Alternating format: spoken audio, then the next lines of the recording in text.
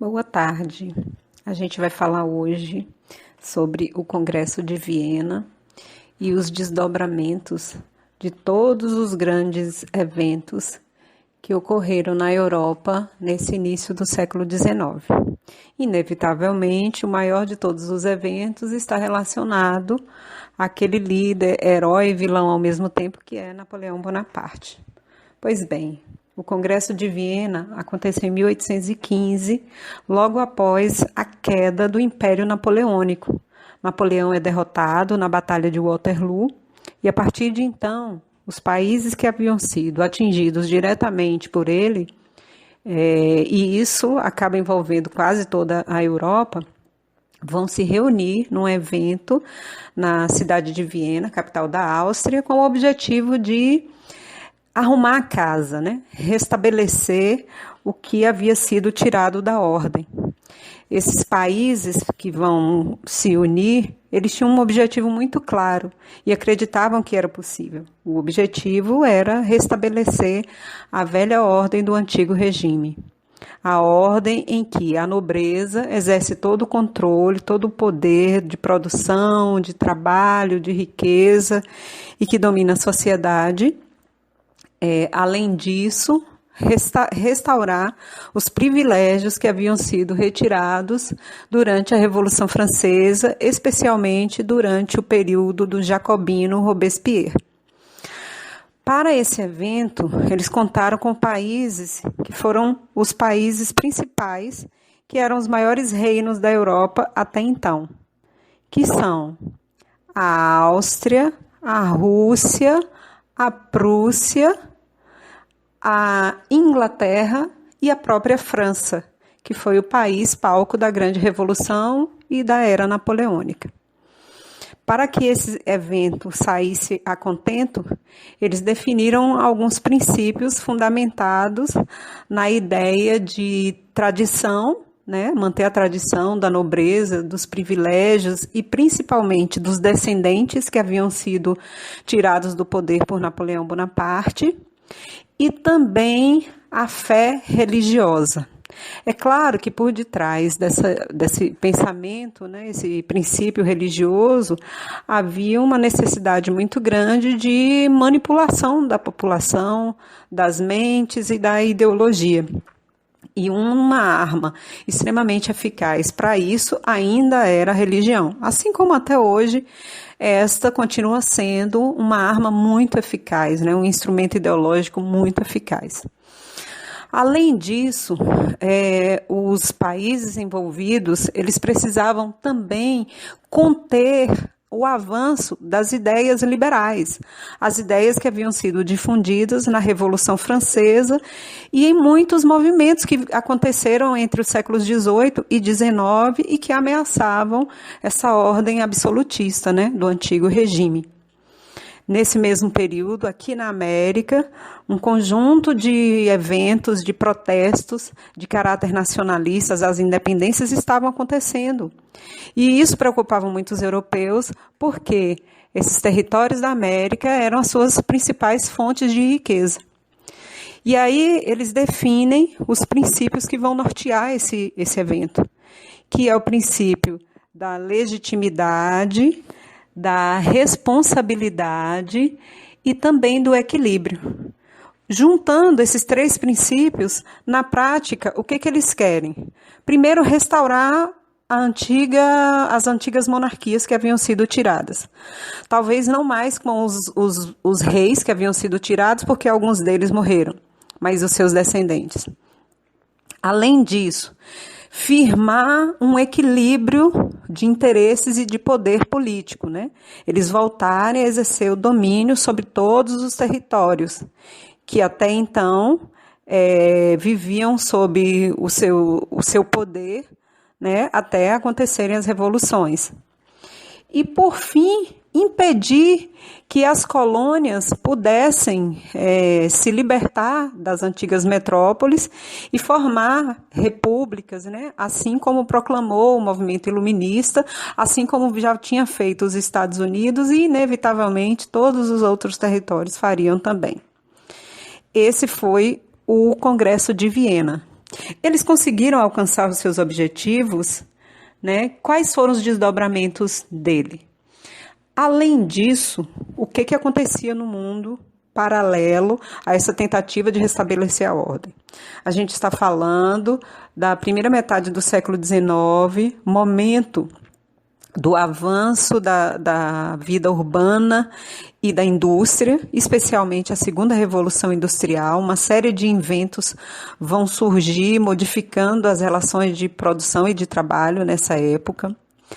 Pelos quatro cantos do mundo, os protestos, as reivindicações marcavam duramente e ameaçavam o absolutismo.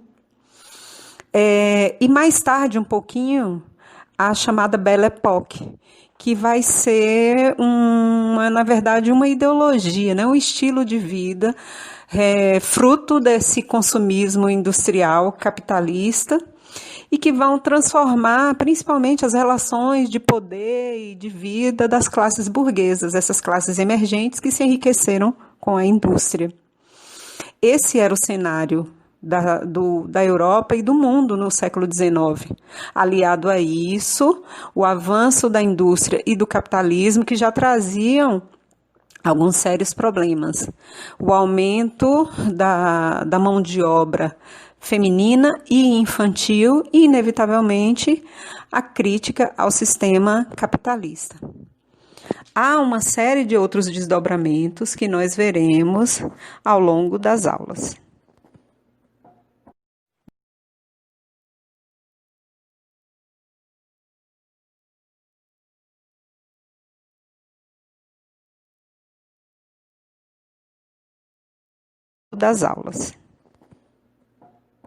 Um dado curioso desse Congresso de Viena vai ser a organização de uma aliança denominada Santa Aliança. O nome já sugere, né?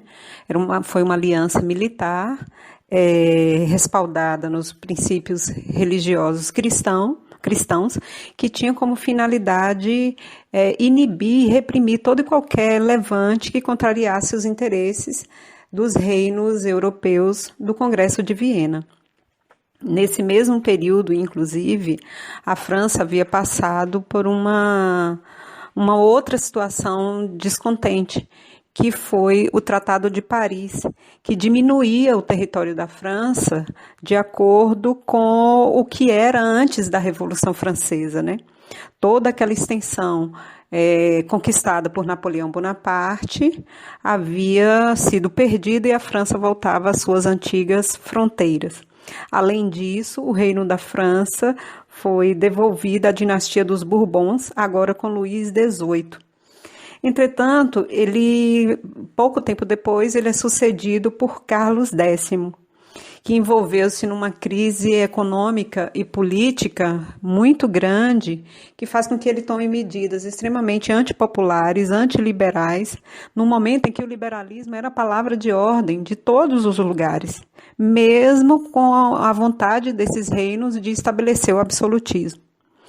Carlos X, então, foge da França porque os deputados eleitos não vão admitir uma nova ameaça absolutista e ele é substituído por Luís Felipe I. E é durante esse reinado, né, do rei Luís Felipe, o Duque de Orleans, que uma série de reformas de caráter social e econômica vão ser tomadas, inclusive uma aliança muito importante para a França com a burguesia, levando a França a uma série de transformações econômicas e sociais que foram bastante favoráveis e que, de certa forma, acalmaram os ânimos da sociedade que vinham ficando descontentes com aqueles reis que sucederam a Napoleão Bonaparte. O fato é que, desde que a Revolução Francesa e todas as outras revoluções que buscavam restabelecer uma nova ordem, não mais aquela imposta pela nobreza, controlando a maior parte da sociedade, as ideias, elas vão proliferar e vão ganhar força, mesmo com o Congresso de Viena, mas o absolutismo era completamente avesso à tendência dos novos tempos, né? Já não atendia mais às expectativas da nova geração que vivia o sistema capitalista, o sistema industrial e principalmente as ideias liberais.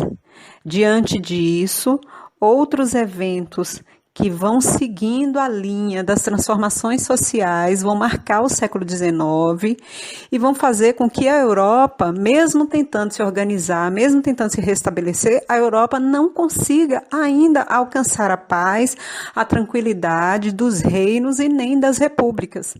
Na verdade, a organização e de certa forma, né, o equilíbrio de poderes e de interesses da Europa só vão ser firmados mesmo, só vão ser ordenados no século XX e ainda assim depois da Primeira Guerra e da Segunda Guerra Mundial.